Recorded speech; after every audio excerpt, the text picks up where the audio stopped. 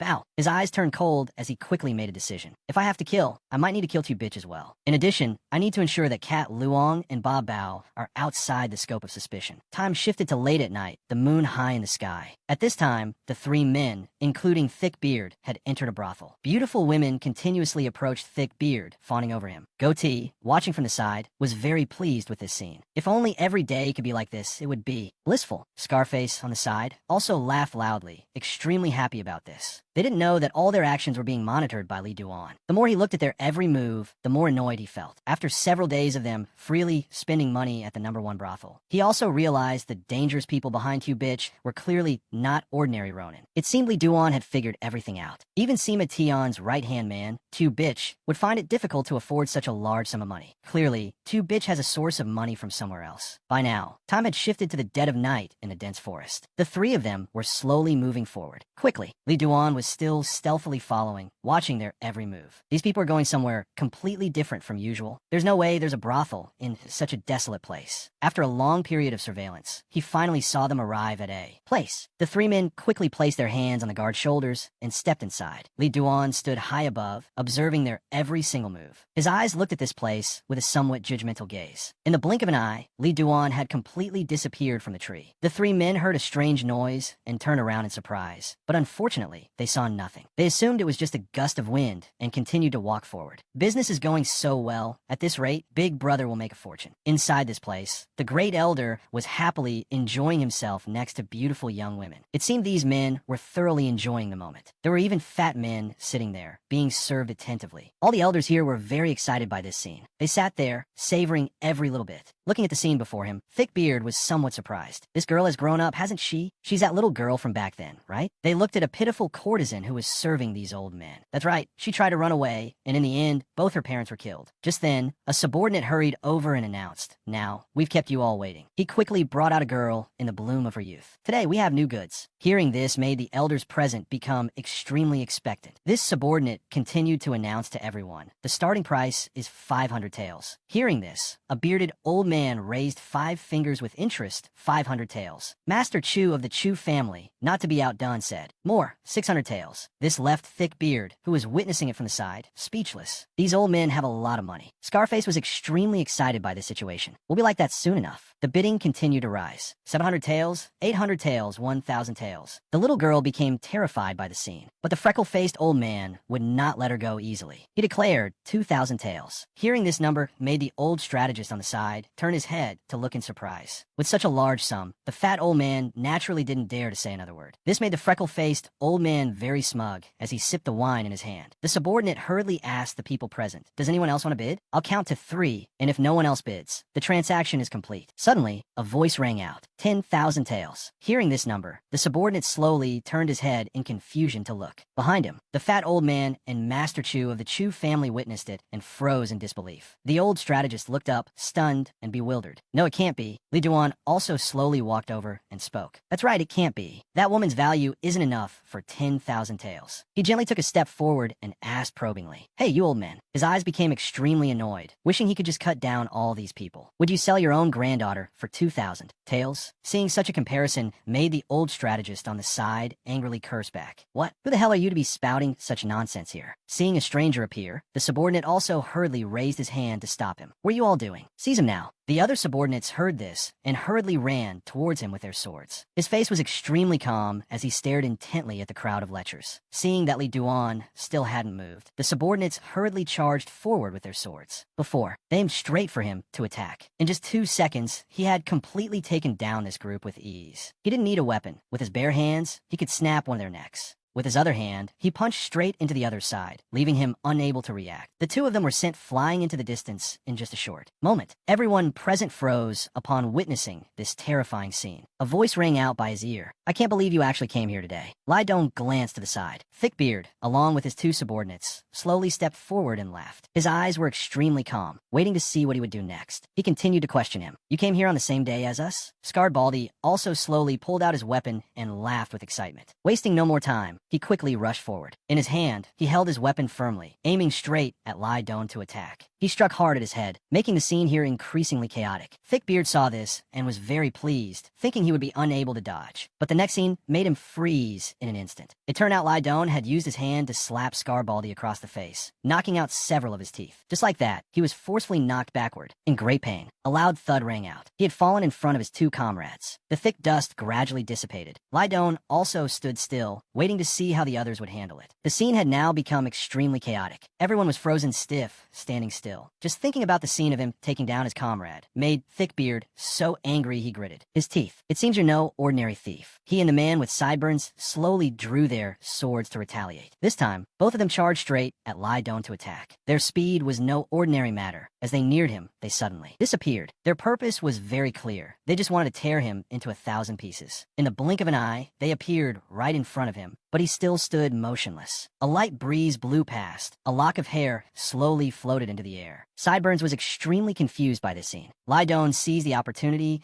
and quickly slammed his elbow straight into his stomach. His eyes were extremely cold, showing no fear of anything they had done. As for Thickbeard, he gently charged forward with his shoulder, preparing to strike back. Time seemed to stand still. Once again, he beautifully finished off these two with ease. The scene before them made the old strategist and his subordinate, who were watching, freeze on the spot. The master of the Chu family saw his subordinates lying on the ground, so terrified he couldn't speak a word. The assassin, Thickbeard, clutched his arm and screamed in pain and despair. Under everyone's gaze, Lydon waited to see which opponent would make a move next. He didn't forget to praise his last two opponents. I've chosen an auspicious day, haven't I? Time shifted to late at night. The moon was high in the sky. Thickbeard painfully clutched his injured arm and slowly stood up. Lydon's eyes were very determined, as if he wanted to finish him off. Seeing the situation was not good, he hurriedly shouted and begged. Wait. He didn't let him say another word and rushed forward. Thickbeard was struck squarely by Lydon and fell backward in pain. This blow made him gradually lose consciousness, no longer aware of anything. And so, Lydon had dealt with another one of them. The subordinate, seeing Lydon's current strength, was terrified and hurriedly ran quickly to the back. Seeing him run away like that, he thought to himself, very good. His eyes were full of anticipation, waiting to see what would happen. Hurry up and call you bitch here. Sensing something was not right, he glanced in the other direction. Seeing the group of old men preparing to flee made him a little annoyed. Where are you going? Their faces showed a bit of startled fear. Lydon gently reassured them. No need to be afraid. I won't kill you. Hearing these words made the old men extremely happy and a little grateful. Suddenly, a sound from behind made the master of the Chu family a bit confused. Freckleface was now being beaten to the point of screaming in pain and despair. Seeing their comrade collapse to the ground made the rest of the group extremely scared. You just said you wouldn't kill us. Lydon slowly walked step by step towards them. Not killing, but his eyes were somewhat terrifyingly sharp and cold. But I will expose everything you've done in this place for the whole world to know. This threat of his made the master of the Chu family extremely scared, and he hurriedly tried to stop him. Wait.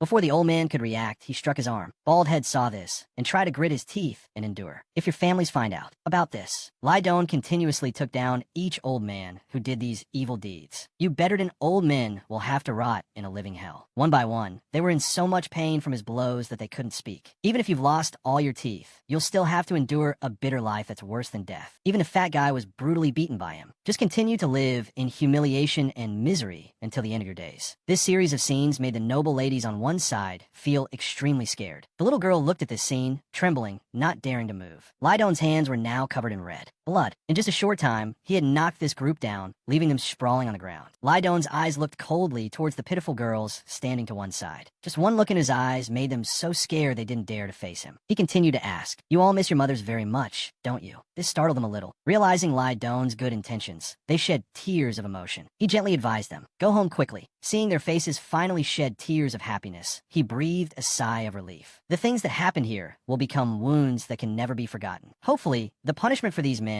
will help those young ladies find some peace. He continued to look at the pitiful girls who were still crying into their hands. Because of this, Lydon's eyes held a certain sadness and understanding for them. I will show them everything. While he was still standing there thinking, a commotion was quickly heard from outside. Lydon looked back and saw Chu Bitch standing right there, looking at the opponent in front of him, who was also the one who caused all of this. His eyes gradually filled with resentment. Look closely. Chu Bitch, on the other hand, calmly looked around the place. For him to be able to cause a disturbance here, it seems he is also very capable. His subordinate, Thickbeard, had been beaten to the point of lying on the ground. Thinking of this, he raised his head to look at him. Where are you from? He calmly replied to him. I was just coincidentally passing through this filthy place. Chu Bitch's face gradually lost its composure. Do you know who is backing? Me? But Lydon wasn't scared at all and retorted, well, does that person know about the existence of this filthy place? His words also made Chu Bitch startle and freeze on the spot. He then slowly regained his composure. What do you want? Money? Hearing this, he just remained silent. Seeing that he didn't answer, he continued to propose different numbers. I will give you a share of this place. 2 parts, 3 parts. I will grant your wish as long as you.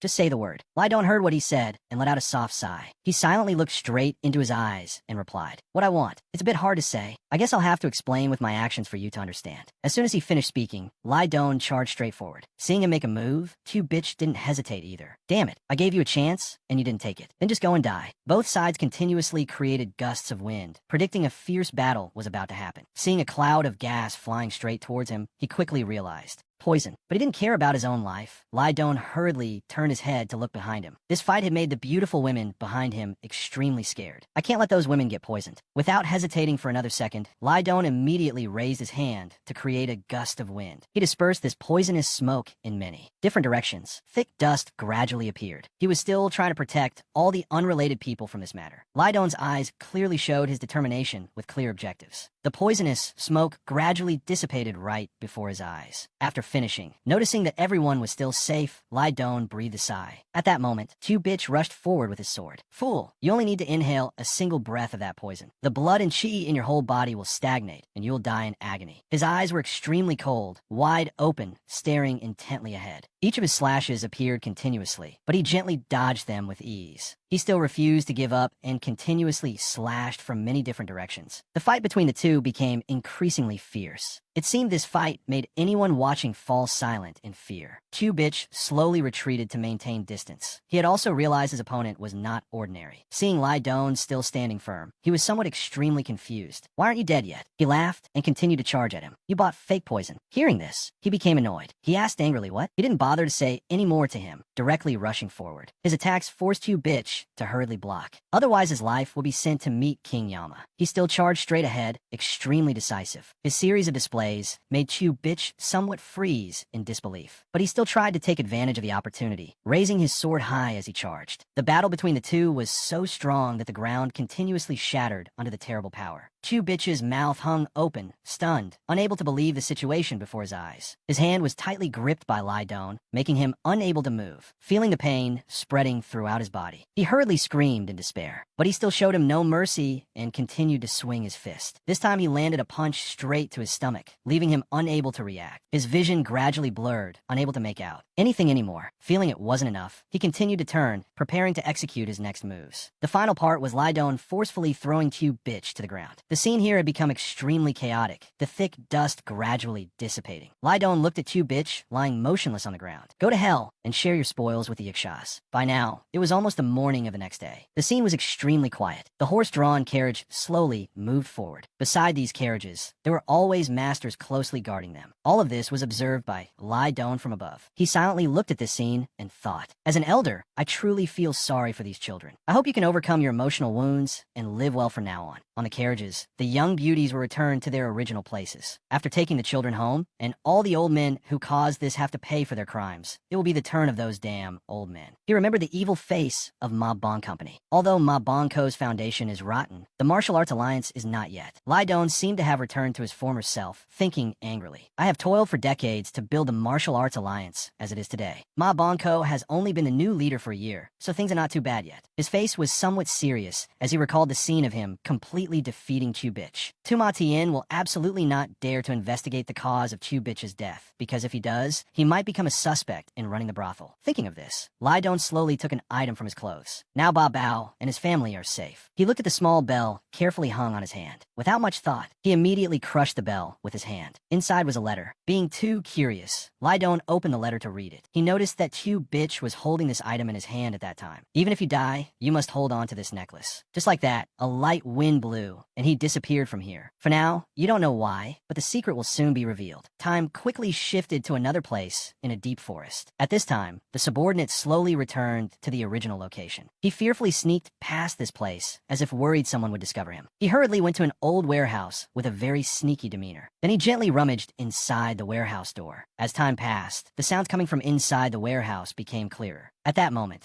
the door slowly opened, and the mysterious person quickly stepped inside. Seeing the mysterious person appear made this subordinate extremely happy. On the ground were continuously placed boxes of various valuable items. The whole place was decorated with extremely beautiful ceramic barrels. He looked at the entire fortune right before his eyes and became overjoyed. All of this is mine now. While he was still rejoicing, a voice suddenly rang out. As expected, it's here. The subordinate heard this and turned his head in shock. Seeing Lai Don appear right before his eyes made him freeze. You, how did you know I would come here? His eyes were extremely angry as he stared at him. Q Bitch can't come to collect money every day, can he? Therefore, the place where the money is kept can only be here. Hearing his analysis also made him freeze in disbelief, fearing for his own life. The subordinate hurriedly bowed his head and begged, please spare my life. Lai Don continued to glance at him. I already spared you, didn't I? His words also made him surprised to the point of disbelief. What? While the subordinate still believed this to be true, a sword had already pierced through his body. He painfully spat blood from his body. Lai Don just silently looked at him. Seeing him slowly bleed to death, he then commented, if you weren't greedy and didn't come back, you could have lived for another 50 years. After he pulled out the sword, he also slowly collapsed to the ground below. But Lai Don didn't care at all. He continued continued to look around this room. The cold corpse of the subordinate just lay there motionless. He continued to observe to see if there was anything strange in this place. Time quickly shifted to the next day in a large hall. Lidon smiled and greeted them. "You two have worked hard. Are my parents both well?" Kwang Dao heard this, smiled, and nodded in confirmation. "They're both fine." He continued to hold the wine cup in his hand and asked, "Did they say they miss me?" The young man laughed, shook his head, and explained, "Not all, young master." Hearing this, Lidon was somewhat disappointed. "How can that be?" Kwang Dao sighed and continued to recount the story. "The young master is still young, so you wouldn't know. When parents get old, they just want their sons to leave the house." After speaking, he didn't forget to look at him with expectant eyes. "Their sons are not as cute as they used to be. Young master, you should visit Dongkin more often." Lidon heard Kwang Dao's words and laughed with excitement. Suddenly, he stared intently at Chu San right in front of him. After thinking for a short while, he immediately proposed to the two of them. "Let's start a merchant guild." Chu San heard this, placed a hand on his chest, and nodded in agreement. This subordinate knew it. "For the young master to call me all the way here, you must have something important to say." He smiled and glanced at him. "What do you think?" He also looked up at him and spoke his thoughts. Creating a merchant guild is not easy. It will require a lot of money to start. Lidon nodded to confirm this. "I know that. Therefore, when we start, we should only create a small merchant guild instead of a large one." His eyes were somewhat serious as he glanced forward. "But we must always strive to expand." After hearing this, Chu San was bewildered. "Expand?" He continued to explain. "The scale at the beginning can be small, but our future must be directed towards our merchant guild being present all over the Central Plains." Hearing his opinion, he also bowed his head to ponder something. Very quickly, he smiled, always supporting Lidon's decision. This subordinate understands what the young master means. He nodded, his face somewhat serious. "Also, go ahead and establish a communication point between Wuhan and Shandong." Chu San nodded obediently in agreement. This subordinate understands. He continued to ask him, "How much money do you need for this?" After a careful calculation, he slowly replied, "A small merchant guild will need at least 50,000 taels to start." He was about to say something more, that if we spend the money I'm holding sparingly, then... Suddenly, Lidon threw a stack of money onto the table. His face was extremely calm as he informed Chu San, "This is 100,000. Proceed with this amount." Seeing him throw out such a sum of money also made Chu San and Kwang Dao freeze in surprise. Only he knew the truth that on the previous night, there were 80,000 taels in the secret warehouse, plus the money I already have. It's exactly 100,000 taels. Perhaps he calculated everything very carefully. Robbing villains to start a business is against moral principles. If it were me in my past life, I would absolutely not do such a thing. Kwang Dao held the money in his hand and was bewildered. Allow this humble one to touch it. He was still lost in his own thoughts. "But now I'm not so rigid anymore, because I have regrets. A life that only knows face and fame is meaningless. Compared to fame, reality is more important to me." Now, Lidon gently picked up the wine cup and slowly brought it to his lips. "This money just passes through my hands and then goes to another place." But his face was somewhat solemn as he realized the truth about this world. "That's all I know. As for what the martial world calls me, it doesn't matter." Chu San then hurriedly said to him, "This amount of money is more than enough. This subordinate will immediately establish the merchant guild." Lidon nodded and didn't forget to add, "If you need more money, just tell me. If you need more people, feel free to recruit more." It seems he will put a lot of effort into this matter. I will entrust this entire matter to General Manager Kong." Chu San nodded and smiled, understanding. "Young master, just leave it to this subordinate." He then looked towards Kwang Dao and instructed, "During this time, you will act as General Manager Kong's guard." Although a bit surprised, he still smiled and nodded to accept the order. Yes, this subordinate obeys. As time passed, Lidon continued on his way to Bao's tavern. He led Kwang Dao inside, making him seem a bit bewildered. Seeing that Lidon had appeared, Bao smiled and greeted him. "Welcome, esteemed guest." He turned his head to look at Kwang Dao and introduced him. "This person is my subordinate, Kwang Dao. He is the person I trust the most." These words also made him feel very proud as he looked at the old man. Bao also nodded gently, looking at the young man before him as, "Oh, that's how it is." Kwang Dao hurriedly gave a brief greeting to him. "Thank you, sir, for taking care of my flawed young master all this time." These words also made Bao feel somewhat surprised, but then he burst out laughing in amusement, unable to believe it. "Flawed? Thanks to the young master, I've been very happy recently." He didn't forget to gesture towards the two of them and added, "Business has also been getting better and better." As a result, seeing his life so happy also put Lidon at ease. He could finally see Bao's genuinely happy appearance. At this moment, I am introducing the person I trust most in this life. He also looked at Kwang Dao, who was chatting happily to the person I trusted most in my previous life. Looking at Bao's happy face, it was as if he was looking at his own self from before. The scene shifts to late evening, far from the town. Lidon and Kwang Dao were strolling on the road. He let out a sigh of praise. "The wine is so good." Hearing this praise, he laughed in surprise. "Really?" But his eyes were somewhat pensive, remembering something. Time shifts back to a moment ago. Lidon, Bao, and Kwang Dao were chatting very happily. Various things made Bao laugh, which caught his attention. This is the first time I've seen Bao laugh so much. Before, Bob Bao's face was just an extremely serious one. When he was the leader of the Minho Guild, I don't think I ever saw him laugh once. While he was still thinking, Kwang Dao smiled and chatted. Now this humble one knows why the young master likes the owner of this tavern so much. Hearing that, he was startled and paid attention. Lidong looked up at him in surprise. What? Was I that obvious? Although he had thought, how could that be? I had only intended to introduce the two of you to each other, to have a few drinks together. I didn't show any special feelings for Bob Bao at all. Hearing his denial, Kwang Dao was a little surprised. That's not it. He continued to ask him, why did you think that? His face was incredibly innocent as he spoke his thoughts. He doesn't seem to be just a simple tavern owner. This lowly one doesn't know how to describe it. But Kwang Dao subconsciously recalled Bob Bao's face at that time. When I'm with him, I feel very peaceful. He's not like the other tavern owners this lowly one has met. Lidong was a bit surprised after hearing his words. His face revealed a clear look of sadness. That man. His next sentence also left Kwang Dao frozen in surprise. Was once the leader of the Min Ho troop of the Martial Arts Alliance. This information shocked him so much that his mouth fell open. What? The leader of the Min Ho troop? Could it be he is the head of the organization that protects the Martial Arts Alliance leader? The image of a very heroic Bob Bao on the battlefield appeared in his mind. Lidong took a step forward and seriously reminded him, some bad people intended to use his family to pressure him. I happened to find out and secretly help. This is a secret, you know? He was still dazed by what he had heard. He smiled gently and stepped forward. These words are the absolute truth. I'm not deceiving Kwang Dao. In this life, I don't want to deceive someone who has always trusted me anymore. He was still thinking when Kwang Dao suddenly spoke up and asked, young master, you have to let him know. Seeing his strange expression made him turn his head back in surprise. His face had become extremely serious, that the young master saved his family and helped him. Lidong didn't seem to care much about these words. Why? Hearing that, he was bewildered. What does the young master mean by asking that? Perhaps Kwang Dao was too young to understand these things. T.O. receive his thanks, of course. Contrary to his attitude, he just smiled gently, turned his head, and walked away. As he walked, Lidong asked, are you a creditor? Do you think you must always get something in return? This made him even more bewildered. If the young master doesn't say it, how would he know? Then, but Kwang Dao refused to give up and constantly reminded him. This lowly one knows the young master doesn't like to show off, but the world isn't like that. If you don't say it, people really won't ever know. Hearing these words, Lidong just smiled gently. Perhaps he had his own ideal goal. Compared to me saying it myself, it would sound cooler if he said it later. Hearing this, Kwang Dao sighed helplessly. So that's how it is. So that was the reason the young master called me here. He immediately burst out laughing. As Lidong continued on his journey, Kwang Dao suddenly called out once more, young master. His eyes held a clear, unspoken contemplation. Please honestly tell him everything. That the young master wants him as a companion. His words were somewhat strange, making him look at Kwang Dao in surprise. Before he could understand what was happening, he continued to narrate. This lowly one saw the way the young master looked at him earlier. The image of the three of them chatting happily appeared. When Lidong looked at Bob Bao with sincere eyes, this had been noticed by him. This is the first time this lowly one has seen such a look of fondness from the young master. At that time, he was still chatting happily with Bob Bao, completely unaware of his gaze. Returning to the present, Lidong smiled again and asked Kwang Dao, and what about when I look at you? Hearing this question startled him, not knowing how to answer. Kwang Dao hurriedly walked forward and said loudly that this lowly one doesn't know because I can't be objective. He immediately burst into a delighted laugh. His gaze towards him was somewhat affectionate. From Kwang Dao's position, it wasn't easy to say those words. He continued to look at his back as he walked ahead. When he was with Bob Bao, he must have also felt his own position become more constrained. The attention and affection he was supposed to receive had to be shared with someone else. Lidong also paid close attention to his face at that time, but Kwang Dao still said those words to me. For my sake, Lidong smiled gently and nodded, promising him, I'll consider it. Kwang Dao walked on without looking back. He replied coldly, the young master should do so. Definitely. The day had been so long that he had to look up at the scene before him. The sky was filled with stars, and he continued to walk in the direction he was originally heading. If the other person were Zhuge Liang, I wouldn't have hesitated. When the time comes, I will recruit him and make him my man. But with Bob Bao, I am very hesitant. He's living a happy life with his son. Lidong seemed to have returned to being Ha Tran of his past life. He thought to himself, if it were the me of my past life, I would have ignored everything and only expressed my own desires. Because at that time, the only thing I saw was how to become stronger, how to become the number one person under the heavens. He continuously washed his head and trained relentlessly day and night. I don't want to look back, and even if I wanted to, I couldn't do anything. The journey to become the strongest was already too dangerous and exhausting. Looking back would only reveal a dark path. Ha Tran's eyes at that time had become more determined than ever to achieve his goal, to become the alliance leader, to fight against evil demons and heretics and the dark forces within the Orthodox faction. And because I had fought for so long, my life was no longer normal. He just silently looked at the scene right before his eyes. But now it's different. It's not that I'm not being honest with my feelings. He unconsciously thought of Bob Bao's happy face at that time, but I'm only thinking of Bob Bao. Returning to the present, a sad smile appeared on the corner of Li Don's mouth. He continued to walk forward, causing Kwang Dao to take notice. Seeing him like this for the first time made him somewhat bewildered, not understanding what was happening. Time had moved to the next morning in a very large hall. Kwang Dao was sitting there enjoying a meal with a thoughtful expression, which caught Chu San's attention. His face looked somewhat puzzled. Is something bothering you? Seeing him paying attention made Kwang Dao a little startled. He quickly started enjoying the food and shook his head in refusal. No, nothing's wrong. Where did Chief Steward Kong say we were going after eating? Chu San's eyes were a bit thoughtful as he continued to announce the schedule. I plan to stop by the Vanshia Merchant Guild for a bit. This also made him feel very impressed and admiring that you're amazing. How do you handle all those complicated and difficult tasks? Recalculating everything that had happened in the last few days left Kwang Dao completely bewildered. In just a few days, you went to the Silver Yard, then visited the merchant guilds in Wuhan. You went to the escort agency, looked at the manors, and even went through the information guild. Chu San chuckled and let out a sigh. I'm used to it. It's nothing special. He didn't forget to remind him again. I think martial artist Kwang is the truly talented one. Kwang Dao sighed and quickly replied, Chief Steward, please don't call me martial artist or anything. Just call me little brother Kwang. This also made him curious, and he asked in return,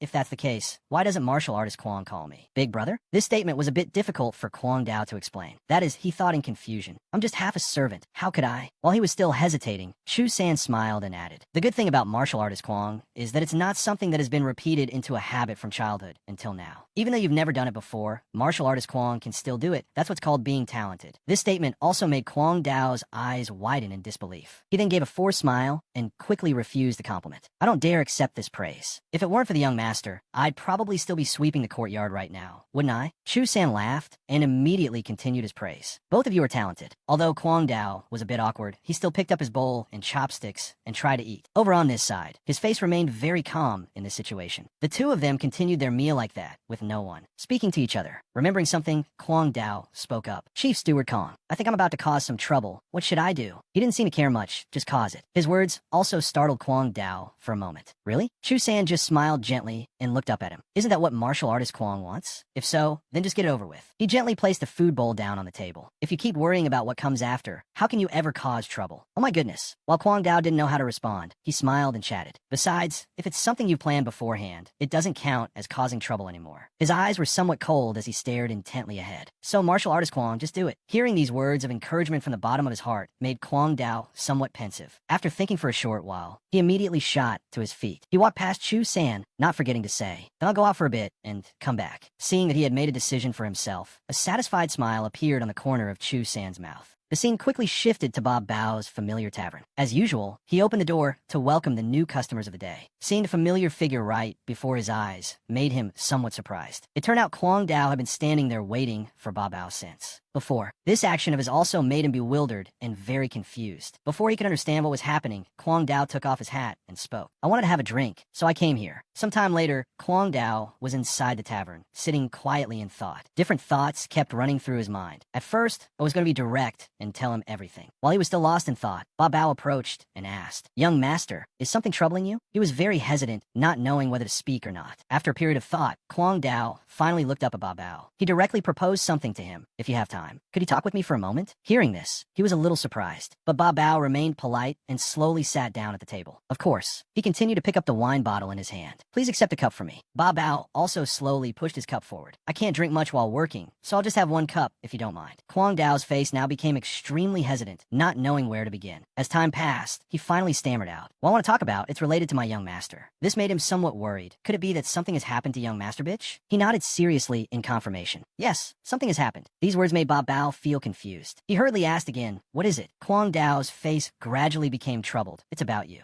Hearing that he was also involved in this matter made him even more bewildered. Related to me? Since things had come to this, Kwang Dao continued to recount everything. Not long ago, the young master, and finally, the story of two bitch being behind everything was told. Along with that, the three bearded men were recreated through Kwang Dao's narration. Not to be forgotten were the pitiful, unrelated girls who got caught up in this. The end for those villains was that two bitch was completely killed. After hearing the whole story, Ba Bao was silent, seeming to have understood something. His eyes were somewhat pensive impressive as he nodded gently. However, there was still one thing that made him feel extremely curious. Why would young master bitch help me in secret like that? My young master is just that kind of person. He knows the young master never boasts about the good deeds he has done. This statement also made Bob Bao feel somewhat confused. Then why did you tell me about that past event? No, Kwang Dao could only sigh, remembering Li Don's face. It's because my young master is very fond of you. He was also surprised by this statement. Bob Bao's face clearly showed disbelief. Fond of me? He nodded with great certainty and continued. Yes, the young master wants you to accompany him. His face was somewhat worried, but he was still determined to tell the whole story. But it seems the young master can't express these feelings, so I'm doing it on his behalf. Bob Bao was still silently listening to these words. My young master will probably never be able to say these words. If I don't say it, you probably will never know. Taking a deep breath, he finally said what he was thinking. I'm saying this because if you could accompany the young master, it would be a very good thing. These words from Kwang Dao also made Bob Bao somewhat bewildered. He sighed and continued to tell him, if the young master knew I did this, he would probably beat me to death. Suddenly, a familiar voice rang out. So you knew that, huh? Seeing this, Kwang Dao's eyes widened in astonishment. He was startled into reacting. Young master, it turned out Li Don had been standing there for a long time. I wondered where you went. Turns out you came here to cause trouble. He didn't forget to bow his head and take all the blame for himself with Bob Bao. Don't mind what that kid says. I'm truly sorry that I couldn't tell you everything about Tumatien beforehand. After hearing this, Bob Bao became very curious. He voiced the doubt in his heart. How did the young master know about that? A forced smile appeared on the corner of Li Don's mouth because he didn't know how to explain. I can't just say that I'm Ha Tran, and I did it to protect you, can I? But he still smiled and explained to him politely. I told you before, I'm traveling the martial world to experience life. During that process, I happened to discover that the daughters of common folk were being kidnapped. I just kept chasing them all the way to Wuhan. The image of the pitiful girls kept appearing in his mind, and from that, he learned that Tu Bitch was the one running the brothel where those women were taken. That was also the reason he completely took care of Tu Bitch in one night. And in the process of eliminating Tu Bitch, I happened to learn that he was targeting your family. In any case, Tu Bitch is dead, so I thought it wasn't necessary to tell you anything. After hearing this story, Bob Bao seemed to understand something more. He continued to advise, you don't need to think too much about it. It's all over now. A relieved smile appeared on the corner of Bob Bao's mouth, also somewhat grateful to him. He hurriedly bowed in respect and stated his true decision. Thank you, young master, for your favor, but I no longer have any intention of getting involved in the affairs of the martial world. Bob Bao's eyes were somewhat troubled as he said these words. I'm truly sorry. Seeing him blame himself like that also made Li Don feel a bit uncomfortable. He gently stepped towards him and advised, why are you apologizing? Don't worry about this anymore. Kwang Dao, on the side, felt extremely sad about this situation. Did this lowly one ruin everything? Hearing that, he laughed and shook his head no. Hearing him say that, his face showed some relief. If the young master said no, then it must be so. But Kwang Dao still bowed his head before Li Don and admitted his fault. Young master, I'm truly sorry, but this lowly one thinks that one shouldn't hide feelings for someone they admire. His gaze was extremely resolute as he spoke his thoughts. If you just let it pass, he might go his whole life without ever knowing the young master's feelings. So it shouldn't be like that. Li Don silently listened to his words. At least the right to choose doesn't lie with the young master. Kwang Dao had said everything he was thinking, but with the owner of this tavern. Young master, I'm truly sorry. While he was still blaming himself, he just gently placed a hand on Kwang Dao's shoulder. He laughed because he felt he was too worried about him. I know your heart, but he also didn't know how to explain it to Kwang Dao. Kwang Dao, making a mistake like this, on the contrary, makes me feel more at ease. He continued to think of Bob Bao, who was still witnessing everything from behind. I should have just left like that. He seemed to have transformed into Kwang Tran from his past life, because I'm the one who wishes for Bob Bao's happiness more than anyone. Realizing something was wrong, Kwang Dao was startled and looked outside in surprise. It turned out that snow had started to fall, surprising all three of them. The first snow is falling. Li Don laughed and spoke his thoughts. Whoever witnesses the first snowfall will have good luck for the whole year. This statement startled Bob Bao, who was beside him. He turned his head in surprise to look at him. The image returned to the past, when Bob Bao was watching the snow fall and talking. Alliance leader, people say that watching the first snowfall brings good luck for the whole year. Ha Tran at that time just calmly replied to his words. You, Bob Bao, you say those words every time it snows, but he still silently watched him as he gazed at the falling snow. While Bob Bao was still lost in his own thoughts, Li Don reminded him, let's go, Kwang Dao. Hearing that, he quickly grabbed his hat. Yes, Li Don smiled at Bob Bao. He said gently to him, today will be the last time we meet. If fate allows, we will meet again. This farewell of his also left Bob Bao frozen on the spot. Although a bit reluctant, he still decided to leave this place. Seeing Bob Bao as happy as he was now also put his mind at ease as he left. Suddenly, a strange sound from behind made Li Don a bit confused. He was startled and bewildered, turning his head back to see what was happening. All three of them looked in surprise at the sword hanging on the wall there. But the strange sound continued to ring out, making Li Don immediately realize the Azura Myo sword is crying out. While everyone everyone was still confused, the sword's outer shell slowly began to crack. Finally, the wooden layers were completely shattered. This scene left all three of them bewildered, not understanding what was happening. The sword emitted a strange aura, as if it had recognized its master. Seeing that this sword had recognized its old master, Lee Dong was stunned in disbelief. The Azura Myo sword is calling to me. The strange sound from the sword echoed continuously inside Bob Bao's tavern. He became very confused as he looked at the sword right before his eyes. Why is the Azura Myo sword suddenly crying out like this? It seemed that Kwang Dao, witnessing this scene, still didn't understand what the hell was happening here. What is that? There's a sword inside that decoration? And why is it making a sound like that? Only Lee Dong, standing to the side, silently understood the reason why this sword was acting this way. After a short moment of thought, he decided to turn and leave. Don't say any more nonsense. Let's go. He was preparing to leave when the sword once again let out a piercing sound. This also became unbearable for Kwang Dao, who instinctively covered his ears. Looking at Lee Dong's troubled face made Bob Bao even more confused. What is this? The sword is clearly... He looked at Lee Dong's back, reacting to young Master Bitch. He also became very troubled, not knowing what to say in this situation. Why are you acting like this? His eyes became very bewildered as he slowly looked back. Even in the past, you never let out a sword's cry like this. As time seemed to stop, Lee Dong silently asked the sword hanging on the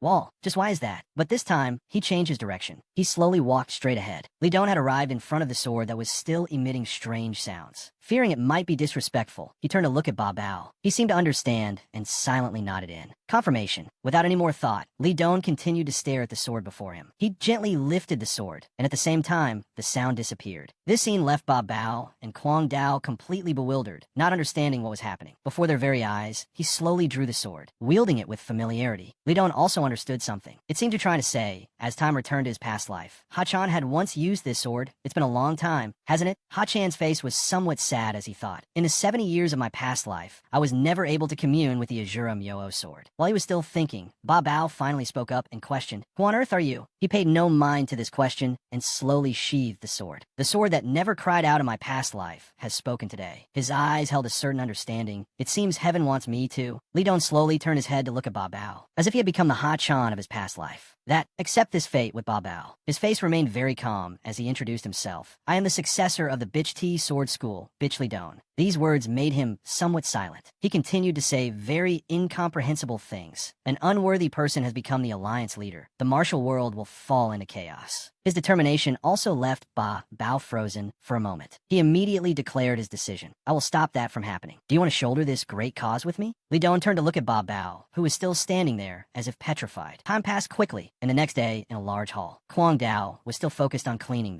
the table before him. His face was somewhat pensive as he recalled everything that had happened. Seeing him working so diligently made Chu-san feel puzzled. What kind of customer cleans up and in? He let out a surprised laugh. The treacherous blabbermouth has arrived. Hearing this, he gave a forced laugh and hurriedly explained everything. I'm sorry. The young master happened to arrive looking for martial artist Kwang at that moment, so I intended to say nothing, but for some reason, my mouth wouldn't obey. He didn't hold a grudge and just let out a gentle sigh of relief. Kwang Dao's eyes lit up as he praised, "You did the right thing." Thanks to the young master's timely arrival, everything was successfully resolved. Kwang Dao continued to wipe the clean table in front of him. Of course, many things happened that were beyond my imagination. This also made Chu-san feel extremely curious. But why is martial artist Kwang cleaning like this? He looked at the cleaning rag in his hand and explained, "When I'm troubled, I clean. Cleaning dirty things makes me feel more at peace." Hearing this, Chu-san seemed to understand something. I can really sympathize with that. Whenever I'm troubled, I go and calculate this and that. This made him feel puzzled. Calculate? What do you calculate? He let out a soft laugh and explained his thoughts. Well, I just calculate whatever comes to mind. How much the merchant guilds in Shandong earn in a year, what the daily revenue of that and over there is. These words left Kwang Dao momentarily stunned. Why would you do something so headache-inducing? While wiping the table, he asked again in surprise. Don't tell me that calculating things is also a way to solve problems, just like my cleaning. He seemed surprised by this. I thought it was quite normal, wasn't it? This series of statements left Kwang Dao dumbfounded in disbelief. Good heavens. Seeing his reaction, Chu-san let out a delighted laugh. It seemed the burden in his heart had also been lightened somewhat. Feeling a bit curious, Chu-san continued to ask, "So, what was the outcome of the disturbance?" Then, hearing this, Kwang Dao slowly recalled everything. The outcome? We'll have to wait and see. The scene quickly shifted to Ba Bao's tavern. Inside the tavern, Ba Bao pensively watched his mischievous son, Min Ni, building a snowman. His expression softened somewhat as he looked at his mischievous son. While he was still gazing at this scene, Din Lin slowly approached with a gentle smile. Noticing that Ba Bao's expression was a bit strange, she looked on with surprised attention. This time, she noticed two swords placed together on the ground below. Din Lin felt very puzzled and asked in surprise, "Did you see the moment the first snow fell?" Ba Bao smiled and nodded in confirmation. Hearing these words, she let out a sigh of relief. Thank goodness. He continued to tell Din Lin, "Someone wants me to return to the martial world." Hearing this, she became very curious. Who? Ba Bao recounted slowly, somewhat pensively, the successor of a family from distant Shandong. I don't know what kind of person that young master is. It seemed Din Lin had silently understood his meaning. But you are quite pleased with that young master, aren't you? Her words made Ba Bao a little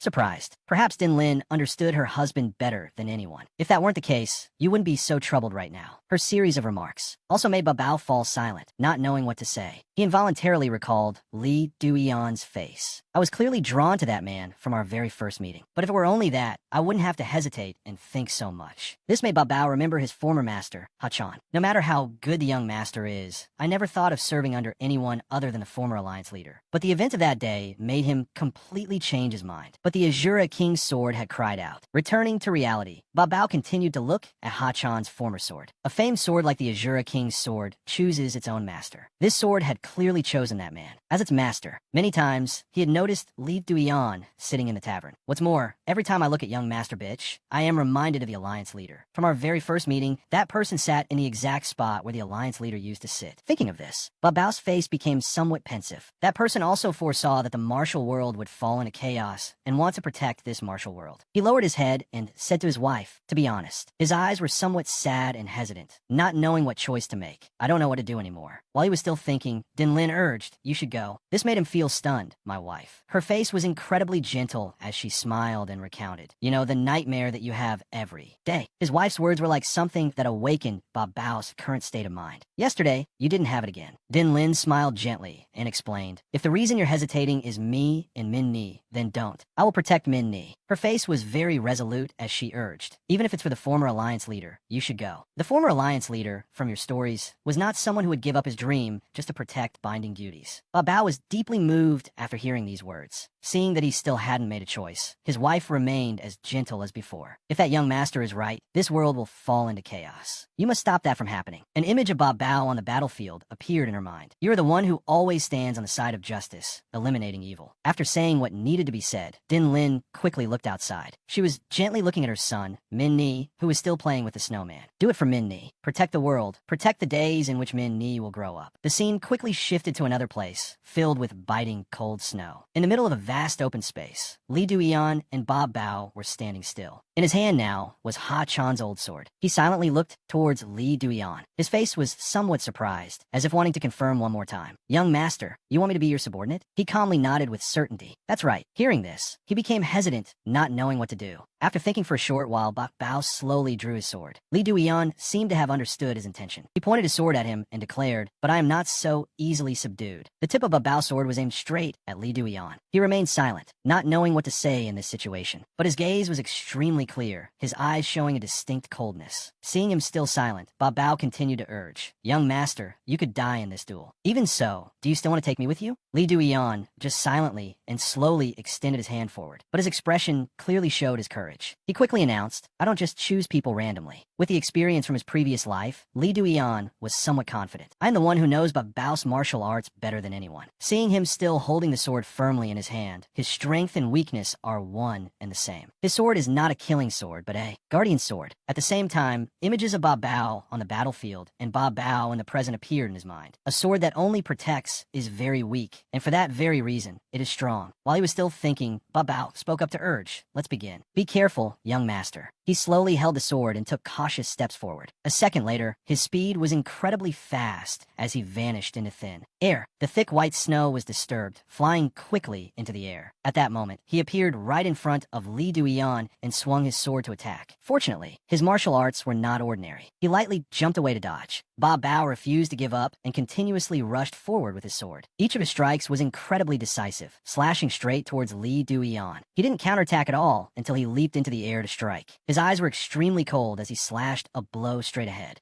Lee Du-yeon realized that Ba Bao's power had now increased greatly. Spotting an opening in his opponent, he gently used his hand to block this attack of his, deflecting it to the side. Ba Bao was thus deflected, stumbling into the thick snow in front of him. He couldn't believe that his many years of combat skills on the battlefield had now become useless in front of Lee Du-yeon. He also understood that his power was not so ordinary. Ba Bao is clearly holding back against me. But after that last exchange, he must have realized that my strength far exceeds what he imagined. Ba Bao's gaze quickly turned fierce as he glared at him. The two continued to clash fiercely, neither seeming to yield to the other. Flurries of snow here continuously flew all around, making the scene even more chaotic. Ba Bao's eyes were filled with determination as he gripped the sword in his hand. The two fought from one side to the other, causing considerable damage to the forest. The two still refused to stop and continued to fight, causing the forest to become more and more heavily devastated. Holding the sword in his hand, Ba Bao delivered many incredibly powerful slashes. Looking at each of these decisive slashes, Lee Du-yeon realized with surprise. As expected, his strength is getting better and better. He lightly dodged to the right. When the next sword strike came, he dodged again to the left. No matter how hard Ba Bao tried to attack, he could only dodge lightly. Snow even flew continuously into the air from the force of their battle. Ba Bao's eyes were incredibly determined as he continuously executed different moves. Lee Du-yeon was not afraid either, but this alone is not enough. He looked at the sword strike rushing towards him to grasp my true strength. As the sword thrust to the side, he seemed to have seized the opportunity. Lee Du-yeon's eyes showed no sign of defeat as he rushed forward. He used both his hands to grab Ba Bao's body, leaving him no time to react. Before he could understand what was happening, he was thrown straight up into the air. Finally, a light flurry of snow flew into the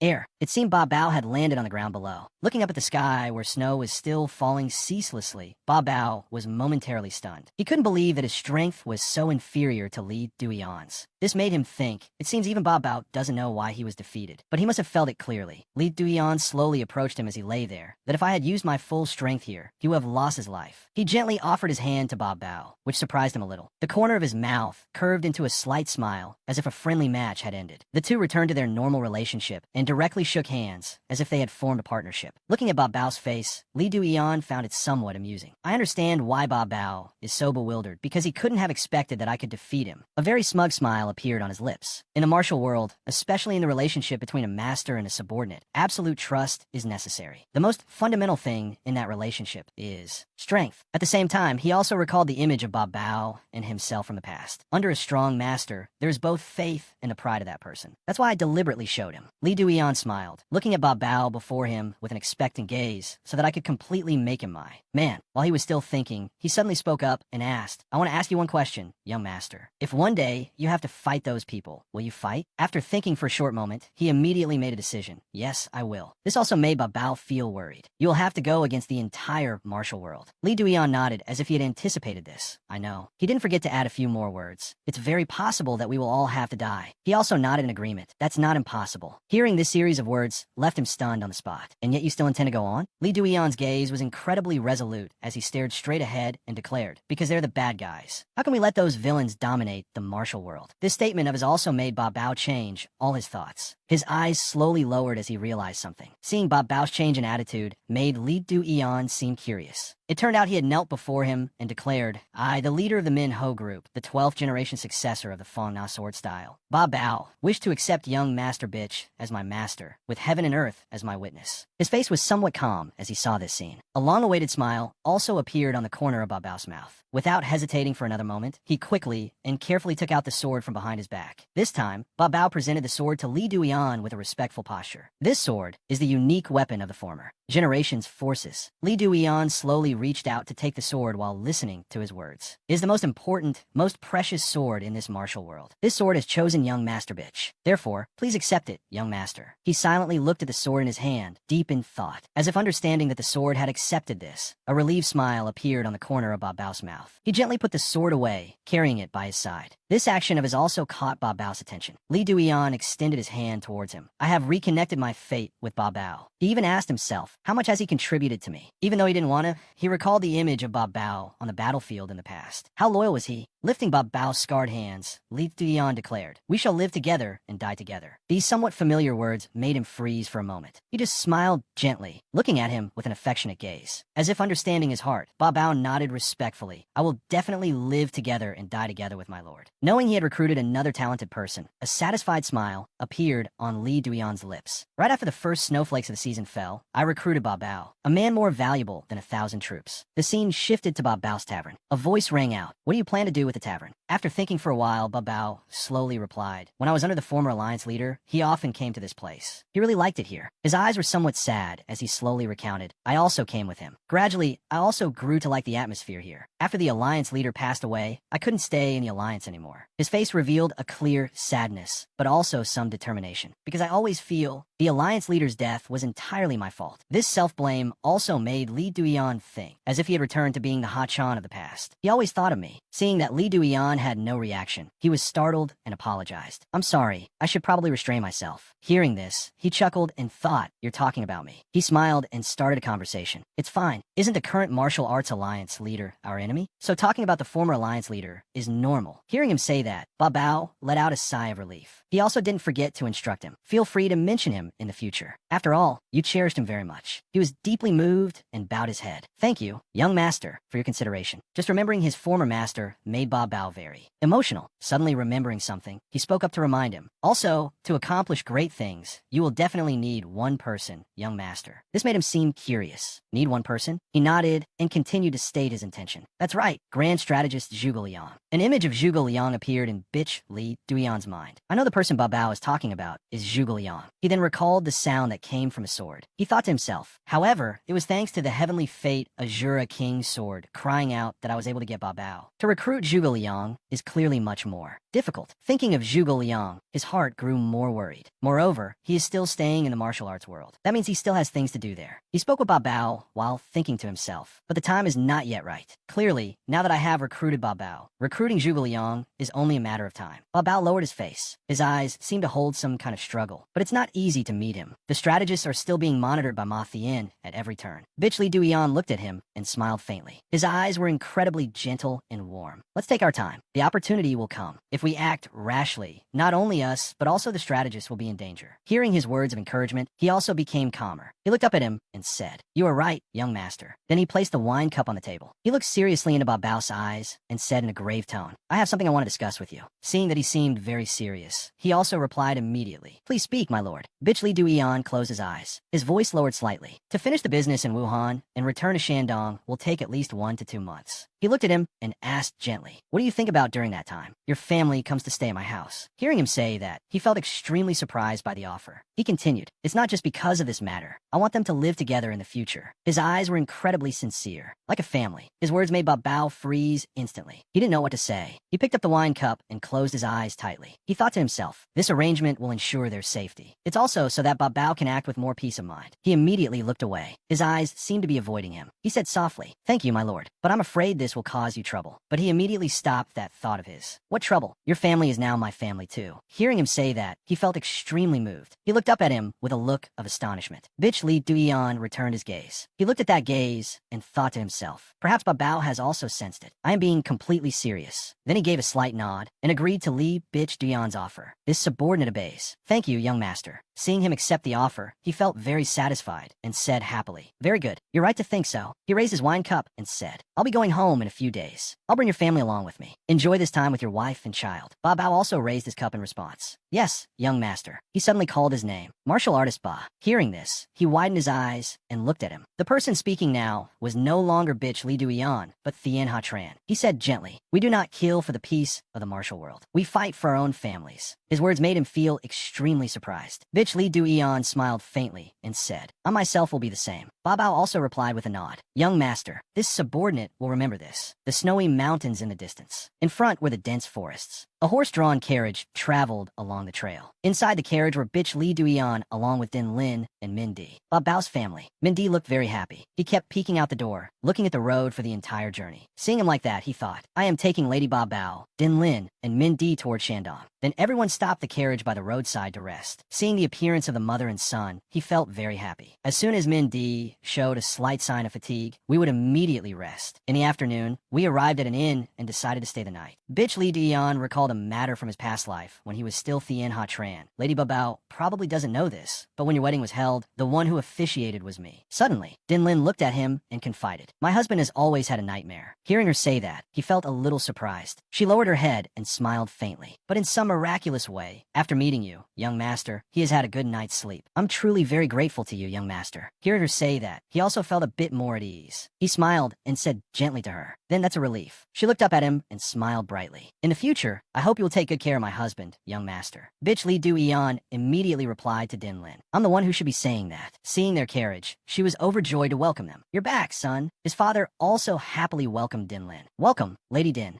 Din Lin walked up to the two of them and bowed her head. My name is Din Lin. I hope for your guidance in the future. Bitch Li Du Eon just stood behind and observed their situation. He thought to himself, before setting out, I sent a letter to inform them that I would be returning with Lady Din Lin. Then Din Lin gently patted Mindy's shoulder and said softly, Mindy, come and greet the two elders. He looked at the two of them and said clearly, Greetings, elders. My name is Mindy. Bitch Li Duyan's mother knelt down, took his hand, and smiled faintly. You're Mindy? Who do you take after to be so handsome? He replied immediately without hesitation. I look like my mother. Hearing his answer, Madame Lin immediately burst out laughing. This little boy is so clever. It seems his parents won't have to worry much in the future. Hearing this, everyone else also chuckled. The atmosphere among everyone was very good and cheerful. She gently hugged Mindy and said, from now on, let's live happily together. Din Lin saw her action and immediately smiled. His father also came over to her and said gently, Madam, please consider this your home. She nodded and thanked him. Thank you, Lord of the House. The madam walked towards her and took her hand. She held Din Lin's hand and said kindly to her, this place is a martial family, so it's full of men. Day in and day out, all they talk about is fighting. That's why I always feel bored. But now I have Madame Din for company. Her words made her feel very surprised. The madam's eyes were very sincere. From now on, let's live happily together. Her words made her feel shy. Her cheeks immediately turned red. Then, the madam led Din Lin and Mindy inside the house. Come, I've prepared rooms for everyone. He then turned around to ask him, how are things in Hubei, son? He smiled and replied to him very smoothly. Everything happened exactly according to the plan I had set out beforehand. He recounted that he had met Bobby, in particular. I met an incredibly talented martial artist named Bob Bao. Hearing him say that, the father praised him endlessly. Very good. He gently placed a hand on his shoulder and said, you must remember, when you decide on something, put yourself in the other person's position first. Hearing his father's advice, he smiled and bowed his head, I will remember. At this time, Bitch Lidon's mother had brought Din Lin and Mindy to their room. She slowly pushed the door open. From now on, you'll stay in this room. As soon as she entered the room, Din Lin looked around. She looked at everything and said hesitantly, in this place. Mindy, on the other hand, was very excited about the room. He ran straight inside.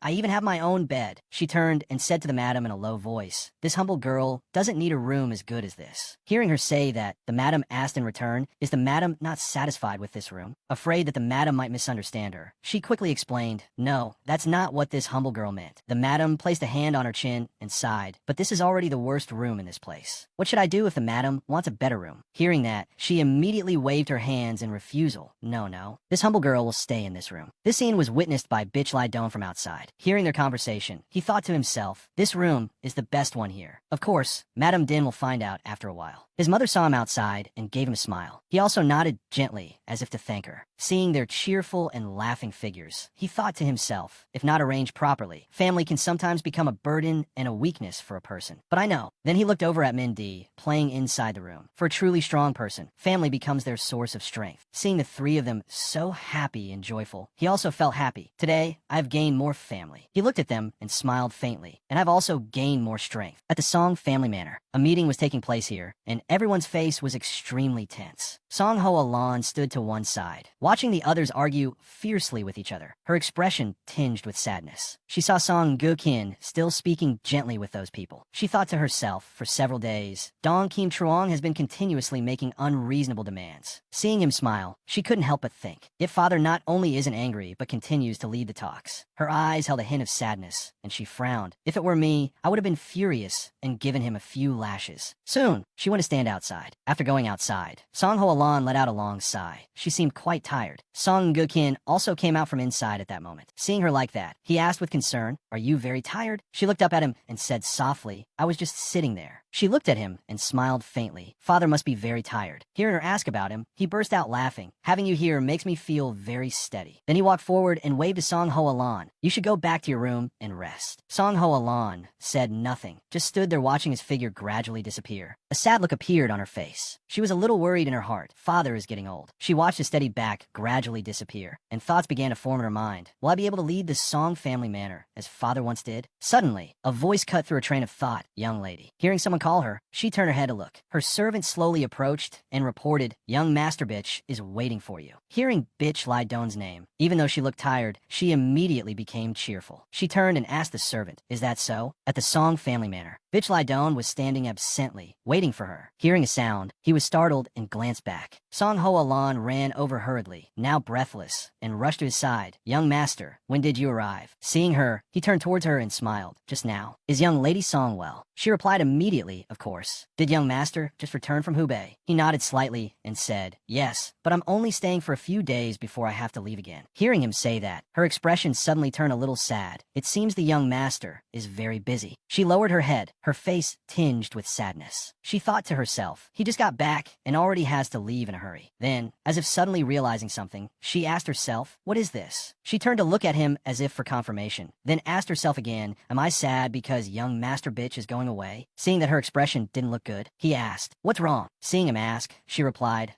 Every time I meet the young master, I get a new impression." Hearing her words, he became curious and asked her back, "Is that so? What is it like?" Song Ho Alan blushed a little at this point and looked away. I don't know how to describe it in words, but in her heart, there was something she found hard to say. To be honest, I have been attracted to Bitch Lai Don. He was still listening for her answer. She recalled how happy she was when she heard he had come. "I felt happy when I heard he came looking for me." Just seeing him, all the fatigue from the meeting just now vanished. She clenched her hands, her thoughts in a jumble. "But I don't want to reveal this feeling at all. I was the one who actively broke off the engagement." Her expression was somewhat flustered and worried. She lowered her head. "I can't say that I've changed my mind now." Seeing her like this, Bitch Lai Don asked with concern, "Is the young lady all right? You don't look very well." She forced a smile and said, Lately I've been learning to handle matters in the Song family manner." He also replied politely, "I see." He turned to her and smiled. "Thank you, young lady, for taking care of my mother during my absence. Thanks to you, my mother has been very happy." Hearing him say that, her cheeks flushed red. "What's there to thank me for? It was the proper thing to do." He said nothing more, just looked at her and smiled faintly. Song Ho Alan also said nothing. She just nodded lightly and smiled back at him. Then she suddenly made a suggestion. "Shall we have a drink?" Hearing her words, he was also a bit surprised, turned back, and asked, "Doesn't the young lady not drink alcohol?" Song Ho Alan tilted her head slightly and said, "You don't need to be drunk to have fun. Being drunk on the atmosphere is lively enough. Let's go, my treat." This action of hers made Bitch Lai Don feel very confused. He widened his eyes and looked at her. The door to the room slowly opened. Song Ho Alan led Bitch Lai Don into the room. As soon as he stepped inside, he had to exclaim in amazement. This place was magnificent, with courtesans dancing on the stage. The two of them slowly walked inside. Those courtesans danced very gracefully and gently. There were also drummers. Everything here was very lively and bustling. He looked around and thought to himself, this place is so lavish. She's inviting me for a drink in a place like this. Seeing Bitch Lai Don's dazed expression, she turned around and asked him, "What's wrong? You're acting like it's your first time here." He answered without any hesitation, "It is my first time." Hearing his answer, she closed her eyes tightly and asked him again, "First time?" He still replied nonchalantly, "Yes." Song Ho Alan walked ahead, her voice a little annoyed. "I know everything. The young master frequently drinks here with the ladies." Hearing her say that, he froze on the spot. He didn't know what to say to her. But then he remembered, that's right, Bitch Lai Don was that debauched playboy. How could he have never been to places like this? A servant led the two of them into the room. Once inside the room, he slowly sat down carefully. Looking at her demeanor, he became curious and asked, judging by the way the young lady led the way, "Today isn't your first time either, is it?" Song Ho Alan looked around and said, "I came here for the first time after hearing that the young master frequently visited this place. I was very curious about what this place looked like." Her answer was something he had not anticipated at all. He could only give a wry smile to get through it. Outside, the courtesans were still dancing boisterously, the sound extremely cheerful. The courtesans moved rhythmically and, gracefully. At this time, inside the room, their food had filled the table, all beautifully arranged. The atmosphere between the two of them was a bit suffocating. Neither of them said anything more. Suddenly, Song-ho Alan turned to look at the dancing courtesans and smiled. She watched their extremely rhythmic and uniform movements and chuckled softly. She looked at them with admiring eyes and said, looking at those women dancing over there, I'm so envious of them. How can they dance so well? Hearing her say that, Bitch Lai Don chuckled. You look like you could be a good dancer too. Seeing him say that, she immediately waved her hands in refusal. Me? No way. I'm as stiff as a log. Seeing her so shy, he burst out laughing. Then she suddenly sighed again, her expression also a little sad. She looked at him and said awkwardly, I've said it before, haven't I? I've been learning the ropes at the Song family manor lately. Things are much more complicated than I thought. He smiled faintly and replied to her, me too. Hearing him say that, she frowned slightly. She closed her eyes and said, it doesn't look like it at all. The young master seems to be doing very well. Really, I'm also finding it very difficult. Then she slowly opened her eyes, smiling faintly. To be honest, I was attracted to the young master's small sword unit. Song Ho Alan remembered his appearance when he was commanding the small sword unit. Looking at the day-by-day growth of the small sword unit,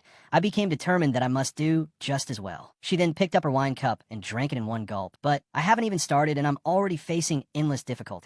He looked at her, smiled, and gently encouraged her. The young lady will get used to it and will gradually do well. She was a little doubtful and asked him back, really? Bitch Lai Don answered immediately without hesitation, of course. Then he offered his wine cup towards Song Ho Alan. She looked on in surprise. He raised his wine cup and smiled. Let's work hard together. Hearing his words, her cheeks flushed red. Her eyes also became sparkling. Then she closed her eyes tightly again. After that, she gently picked up her wine cup. All right. Then the two of them clinked their cups together. Outside the courtesan house, Bitch Lai Don and Song Ho Alan walked out together. He turned to look at her and smiled faintly. I had a great time. She was a little shy and replied to him, me too. Suddenly, a voice called from behind, Junior's sister, causing both of them to turn their heads in surprise at the same time. Ho Di and Trak, along with others from his sect, stood before Song Ho Alan. Seeing him, she couldn't help but be surprised. Senior brother. Hearing her call him that, he was also a bit surprised. Senior brother? He was very happy to see her, looked at her, and said, I kept wondering, so it really is you. What happened? You left for home without saying goodbye. Do you know how worried I was? Hearing his words, she felt a little embarrassed. She forced a smile and replied, yes, I was a bit hasty. Bitch Lai Don just stood quietly behind, observing her every move. Seeing her discomfort, he thought to himself, her expression doesn't show any happiness at all. Then she suddenly remembered and introduced him to him. This is senior brother Ho Dian Trak. He is from the Ho Dian noble family. She shyly turned to him. Her cheeks were flushed red. She hesitated and said, this is... Without letting her finish, he cut her off and introduced himself. This junior is Ho Alan's fiancé, Bitch Lai Don. Seeing him, he was also very happy, pointed at him, and said, this is Ho Alan's fiancé. He didn't hesitate and replied, that's right. Ho Dian Trak placed a hand on his chest and bowed his head slightly. A pleasure to meet you. I have long heard of your name and am only meeting you today. My name is Trak, and I am Ho Alan's senior brother. Bitch Lai Don observed him from head to toe and thought to himself, the Ho Dian noble family is one of the 4 great families of the martial world, famous throughout the Central Plains, second only to the 5 great families. So Song Ho Alan was once a disciple. There. Then he bowed slightly and said, I hope you will take care of our junior sister in the future. He also replied politely to him. That is what this junior should be saying. Song Ho Alan tilted her head slightly and asked him, but senior brother, what business brings you to this place? Hearing her ask, he immediately replied, my master and I came to Shandong to handle some matters. Hearing him speak, she was a little startled, her voice also becoming more shaky. She hesitated and said, Master is here too? He didn't notice her attitude and continued, that's right. Master will surely be very happy to see you.